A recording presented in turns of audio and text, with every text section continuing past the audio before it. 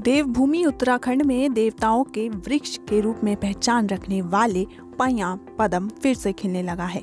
कभी यह पेड़ विलुप्ति की कगार पर पहुंच गया था, मगर अब फिर से इसके खिलने से हिमालय और वन्य जीव जंतुओं के लिए शुभ माना जा रहा है। पहाड़ों में समुद्र तल से 4000 फीट की ऊंचाई में जो भी गांव है, वहां पैया के वृक्षों पर गुलाबी और सफेद कलर के फूल खिले हुए हैं और मधुमक्खियों के झुंड इन वृक्षों पर मंडरा रहे हैं। वहीं पैया फूल खिलने पर पर्यावरणविदों ने भी खुशी जताई है। मान्यता है कि यह नागराज का वृक्ष होता है। रोजेशी वंश के इस पौधे का वैज्ञानिक नाम प्रुनस सिरासोइडिस है। हिंदी में इसका नाम पद्म या पदमक कहा जाता है। लंबी आयु वाला यह पेड़ अपनी हरी भरी जटाओं के लिए विख्यात है। मवेशी इसकी घास नहीं खाते, लेकिन जो खाते हैं उस मवेशी के लिए यह पौष्टिक आहार है। देवभूमि उत्तराखंड की संस्कृति से जुड़ा यह बहुत ही धार्मिक वृक्ष है, जो उच्च हिमालय क्षेत्र में उगता है। पुरातन काल से ही हमारे पूर्वजों ने पैया वृक्ष पर गहन शोध कर इसके लाभों को मानव जीवन के कल्याण के लिए प्रयोग में लाया गया। पदम वृक्ष औषधीय गुणों की खदान है, जिसमें अपार मात्रा में औषधीय गुण हैं। इसकी पत्तियों के फूलों का विभिन्न प्रकार की औषधियों बनाने में प्रयोग किया जाता है। पदम वृक्ष की एक सबसे बड़ी खासियत है, जिन महीनों में पहाड़ में वृक्षों पर फूल नहीं खिलते हैं, वहीं पदम के वृक्ष पर गुलाबी और सफेद कलर के फूल खिले रहते हैं। इसका सबसे बड़ा फायदा मधुमक्खियों को होता है, क्योंकि सर्दियों का यह समय मधुमक्खियों के भोजन के लिए काफी संघर्ष में होता है। कुदरत की ही देन रहती है, जो पदम वृक्ष मधुमक्खियों की इस आवश्यकता को ही पूर्ति करता है और अपने फूलों को खिलाकर मधुमक्खियों को अपनी ओर आकर्षित करता है, जिस कारण मधुमक्खियां पराग इकट्ठा कर पूरी सर्दियों का खाना तैयार कर लेती हैं। इसीलिए इस वृक्ष को दिव्य वृक्ष कहा गया है। वैज्ञानिकों की माने तो विगत कई सालों से पदम वृक्ष जलवायु परिवर्तन की मार झेल रहा है। यहाँ तक कि पदम वृक्ष विलुप्ति की कगार पर पहुँच गया है।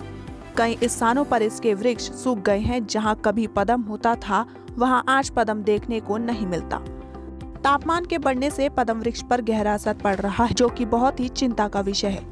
पदम वृक्ष पहाड़ों के लोगों के लिए औषधीय गुणों के अलावा धार्मिक और सांस्कृतिक महत्व भी रखता है। उत्तराखंड पहाड़ी गांवों में होने वाली महत्वपूर्ण पूजा अनुष्ठानों में पैया की लकड़ी, पत्ते तथा छाल का प्रयोग किया जाता है।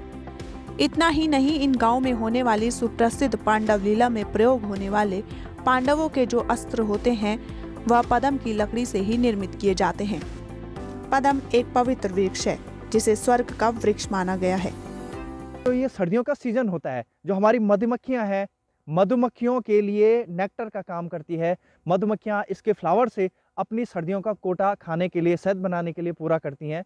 तो मधुमक्खियों के संरक्षण को लेके और जो हमारे धार्मिक संरक्षण है, इनको लेके भी पैया बहुत ही जरूरी है। और कई विषयों में, जैसे जो धार्मिक अनुष्ठान है, हवन सामग्री में पैया की लकड़ी का, पैया की छाल का और इसका प्रयोग किया जाता है। और गांव में जब हमारी जो सांस्कृतिक विरासत है, पांडव लीला, नाग लीला, इनमें भी जो पैया की लकड़ी है, इसके बाण बनाए जाते हैं। पैया की लकड़ी से पूजा की जाती है, उसकी लकड़ी का अनुष्ठान किया जाता है। इसलिए पैया से हमारी धार्मिकता जुड़ी है, हमारी सांस्कृतिकता जुड़ी है। यानी कि संस्कृति और प्रकृति के बीच का एक बहुत बड़ा वृक्ष है, जो हमें धर्म के प्रति जोड़ता है, हमें संस्कृति के प्रति जोड़ता है। वन्य जीव जंतुओं को यह वृक्ष काफी पसंद है। जंगली जानवर बंदर, लंगूर को पदम के फल व पत्तियां काफी पसंद है।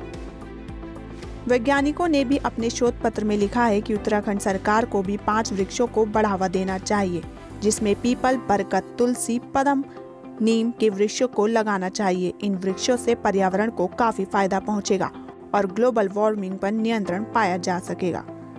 हमारा जो धार्मिक संरक्षण है, उसके साथ साथ वृक्षों का संरक्षण भी जरूरी है।